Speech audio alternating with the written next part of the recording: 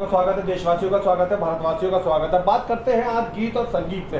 हमारे भारत के अंदर में तीन प्रकार का संगीत बहुत लोकप्रिय है। एक को कहते हैं शास्त्रीय संगीत, जो आमतौर पे सरकारी महकमों में बजता रहता है। दूसरे को कहते हैं लोकगीत, जो आमतौर पे मध्य प्रदेश का अलग होता है, गोवा का अलग होता है, गाँव का देहात टाइप का होता है। और तीसरे में जो सबसे सर्वश्रेष्ठ है उसे कहते हैं सुगम संगीत। नाम ही सुगम संगीत इसलिए रखा गया कि बड़ी सुगमता से, बड़ी सरलता से लोगों के कानों में, दिलों में बस जाता है। सुगम संगीत यानी फिल्म के गाने जो आप देखते हैं या जो गाने लोकप्रिय हो चुके थे उन्हें कहते हैं। उन गानों के भी दो प्रकार के लोग होते हैं। एक तो पेशेवर सिंगर्स होते हैं, लता मंगेशकर हो गई, कुमार शानू वगैरह वगैरह, और एक शौकिया सिंगर है जिन्हें कभी कभी अटपटी भाषा में बाथरूम सिंगर भी कहा जाता है। पर अब उनकी भी क्रेज बढ़ रहा है। जब से इंडियन आइडल टाइप की चीज़ें आगे आई हैं तो शौकिया सिंगरों की प्रतिभा भी दिखने लगी है। आज मैं अपने तजुर्बे से अगर आपको बोलूं, मैं दिल्ली का पत्रकार रावेद रोहिला, तो दिल्ली के सर्वश्रेष्ठ शौकिया सिंगर के साथ में मैं बैठा हुआ हूं मल्होत्रा साहब के साथ, जसवंत सिंह मल्होत्रा साहब के साथ। मल्होत्रा साहब, कैसे शौक लगा आपको सिंगिंग का? एक्चुअली जो सिंगिंग है मेरे खून में बचपन से ही थी। अच्छा। और स्कूल में गाना गाया करते थे, अंताक्षरी, कविता प्रतियोगिता और फिल्मी गाने दोस्तों के साथ गाते थे। और ये शौक़ बढ़ा जब मैं IIT BHU में अपने कॉलेज में पढ़ने गया बनारस में, तो वहाँ पर भी मैं गाने गाता था और मैं हॉस्टल में बहुत मशहूर था। मेरे पास एक ट्रांजिस्टर होता था और मेरे गाने होते थे। क्या बात है। और जब उसके बाद मैं कॉलेज से पढ़ के आ गया तो ये वो दौर है जब बिनाका गीतमाला के लोग बहुत प्रशंसक होते थे। 1973 में जब आ गया मैं दिल्ली तो मेरी नौकरी लग गई। तो एक कहावत है, भूल गए राग रंग भूल गई छकड़ी, तीन बातें याद रहीं लोन तेल लकड़ी। और मैं गाना वाकई ही मेरा ख्वाब था कि हॉस्टल में ये ख्वाब था कि मैं अपना एक सिंगिंग क्लब बनाऊंगा। अच्छा। और जिसका नाम फिलहारमोनिक रखूंगा। फिलहारमोनिक, और वो जब अंग्रेजी का शब्द है जिसका मतलब होता है संगीत प्रेमी, संगीत प्रेमी। संगीत प्रेमी। अच्छा। तो वो जब मैंने जॉब शुरू किया दिल्ली ट्रांसपोर्ट कॉरपोरेशन में, तो वो काम की मशरूफियत से मेरी गायकी तो लगभग ख़त्म हो गई। अच्छा। और मैं दिल्ली परिवहन निगम से चीफ जनरल मैनेजर के ओहदे से रिटायर हुआ 2012 में। बहुत बढ़िया, माशाल्लाह, सुन के अच्छा लगा, बहुत बढ़िया। उसके बाद फिर मुझे याद आया कि मैं गाना भी गाता था। तो लगभग 4 बरस पहले मैंने अपने क्लब फिलहारमोनिक की स्थापना, बढ़ावा देना, प्रोत्साहन देना और उनको आगे लाना। इन 3.5-4 साल के दौर में हमने कईयों शो किए और 4 बड़े शो किए। और अब मैं 5वां बड़ा शो लाजपत भवन में 9 अप्रैल 2023 को करने जा रहा हूँ। उन्वान है, तुम जो हमारे मीत ना होते। तुम जो हमारे मीत ना होते। इसमें मेरे 21 सिंगर्स भाग ले रहे हैं, जिसमें मेरे नौनिहाल बड़े यंग और टैलेंटेड सिंगर्स हैं और हमारे कुछ बेहतरीन सीनियर सिंगर्स हैं जिनके मैंने वीडियोस आपके साथ शेयर किए हैं आज। उम्मीद है वो आपको पसंद आएंगे। आप लोग थोड़ी देर में ही नज़दीक में देखेंगे कि किस तरीके के बेहतरीन सिंगर यहाँ मौजूद है। जी, हमारा ये प्रोग्राम 2 म्यूज़िक डायरेक्टर्स पे आधारित है। अच्छा। शंकर जयकिशन और RD बर्मन साहब, दोनों का म्यूज़िक कंपोजिशन का कोई सानी नहीं, इसीलिए मैंने इन दोनों को चुना है। और हमारे सारे सिंगर्स 6 बजे प्रोग्राम शुरू हो जाएगा और 9 बजे तक चलेगा। 5:30 बजे आप लोगों से रिक्वेस्ट है, आप लोग आइए, हमारे साथ चाय का दौर फरमाइए और प्रोग्राम में हिस्सा लीजिए। हज़ारों लाखों दर्शक संगीत प्रेमी, बताइए ये कौन से स्थान पर है और वहाँ की प्राइमरी लोकेशन कैसी, कोई पहुँचना चाहे दर्शक बंधुगण तो कैसे? लाजपत भवन जी, जो कि मूलचंद मेट्रो स्टेशन से उतरते ही उसके साथ दीवार लगी हुई है, आप उसके अंदर जा सकते हैं। ठीक, मूलचंद मेट्रो स्टेशन के बिल्कुल बराबर का जो भवन है वो लाजपत भवन। लाजपत भवन है, नीचे उतरते ही। जी जी। स्वागत करते हैं और हमारे साथ में फिर मौजूद है जसवंत जी। जसवंत जी, ये बताइए कि कितने प्रतिभाशाली लोग इस आपके 9 तारीख वाले कार्यक्रम में भाग लेंगे? जो 21 के 21 सिंगर्स हैं जी, वो सारे ही प्रतिभाशाली हैं। गुड। और उसमें से 8-9 बिल्कुल यंग और टैलेंटेड सिंगर्स हैं। अच्छा। जो कई सालों से, जो 8 साल की लड़की है वो 5 साल से सीख रही है संगीत, बहुत बढ़िया। और दूसरे सिंगर 8-8, 9-9 साल से सीख रहे हैं संगीत। अच्छा। और उनको अच्छा अलग अलग म्यूजिक एकेडमी अपने अपने स्कूल्स में स्टेट लेवल को प्रेजेंट करके उन्होंने फर्स्ट प्राइज जीते हैं इस क्या साल। बात है, क्या बात है। और यही है, ईश्वर से प्रार्थना है कि ये प्रोग्राम हमारा जो हमारे जहन में है कि सफल हो, और हमारे जो यंगस्टर्स हैं उनको अच्छे अच्छे ऑर्गेनाइजर्स देखें और उनको आगे बढ़ने का मौका मिले। किन लोगों का नाम लेना चाहेंगे इस कार्यक्रम में जिन्होंने आपको सहयोग दिया, साथ दिया, आगे बढ़ाने में मदद करी? हम जानते हैं आपका जज्बा, आपका जोश तो हम सभी जानते हैं सिंगिंग के प्रति, सिंगरों को आगे बढ़ाने के प्रति, पर और कौन, जैसे मैंने एक वीडियो आपने मुझे दिखाया जिसमें बड़ी खूबसूरत आवाज़ पीछे से एक अमीन सियानी टाइप के सज्जन की आ रही है, और कई लोगों के नाम वो जनाब हैं मिर्ज़ा मोहम्मद आरिफ जी, जो कि एक बेहतरीन एंकर हैं उर्दू शायरी और गज़लों के। आपके गुलाम अली साहब, जगजीत सिंह जैसे लोगों के शोज़ की उन्होंने एंकरिंग करी है, और वो मुरारी बापूजी के साथ बहुत करीबी से जुड़े हैं।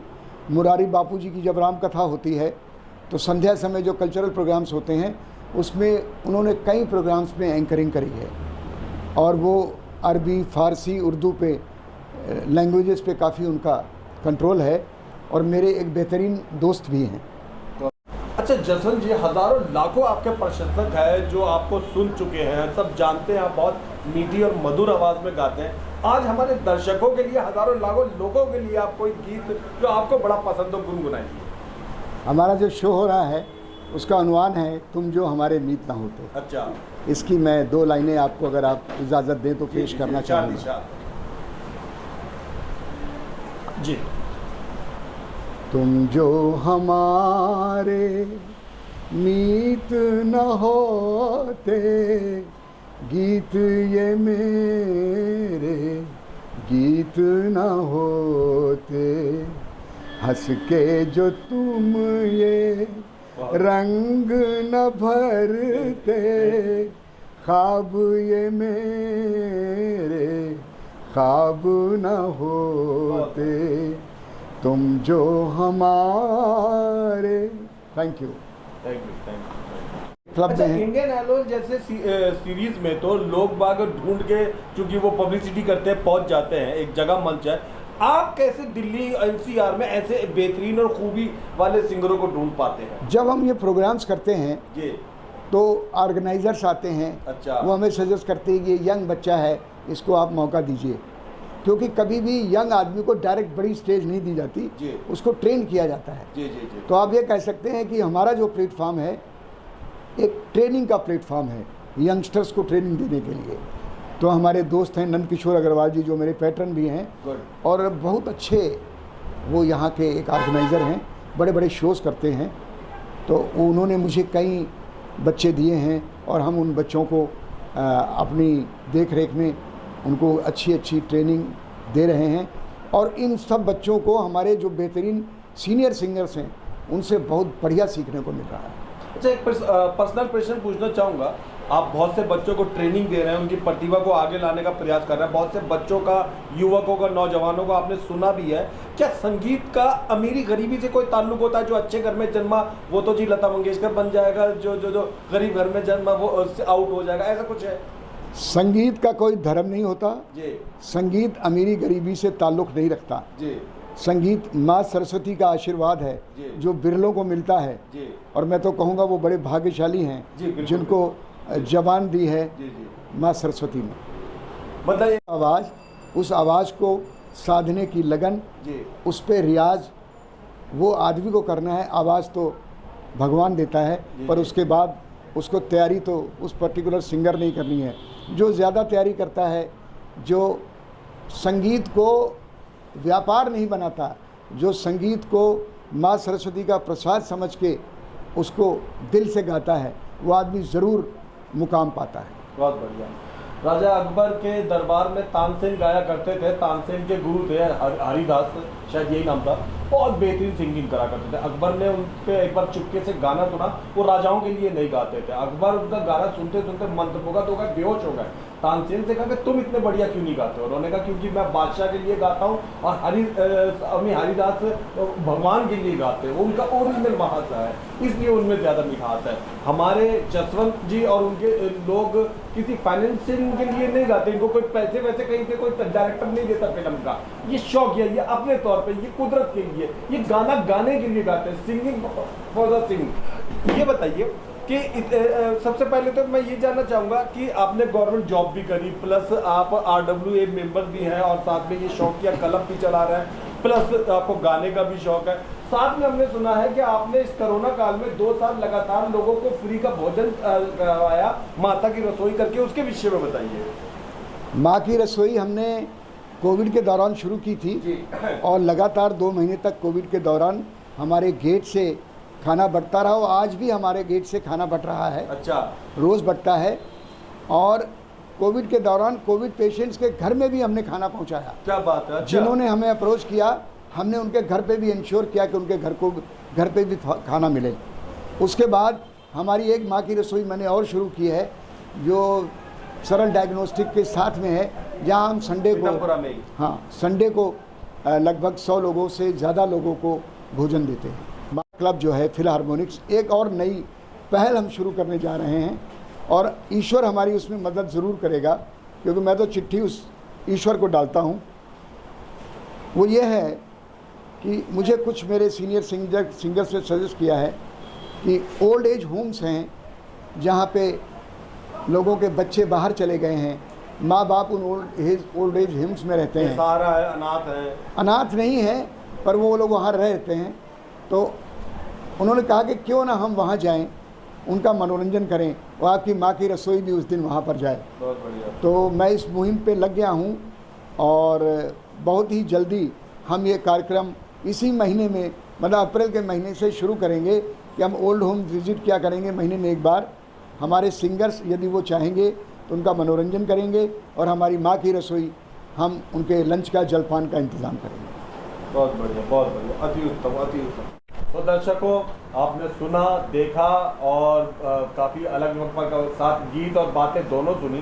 तो ताज़ा खबर आपसे निवेदन करेगा कि 9 तारीख को, 9 अप्रैल को आप मूलचंद मेट्रो स्टेशन के पास में लाजपत भवन के अंदर जाएं, जहां पर तुम जो ना होते करके एक कार्यक्रम जसवंत जी और इनके मित्रगण और इनके संगीत प्रेमी करवा रहे हैं और संगीत का वहां पर आनंद लीजिए। इवन इसके अलावा अगर आप खुद भी किसी प्रकार की गीत संगीत से जुड़ी भी कोई जिज्ञासा या कोई मेल मिलाप रखते हैं, तो रखना चाहते हैं, तो नीचे नंबर दिया गया है, उस पर आप जसवंत जी से अपने गीत संगीत से जुड़ी भी किसी भी जिज्ञासा को डिस्कस कर सकते हैं। देखते रहिए, दिखाते रहिए ताज़ा खबर। धन्यवाद।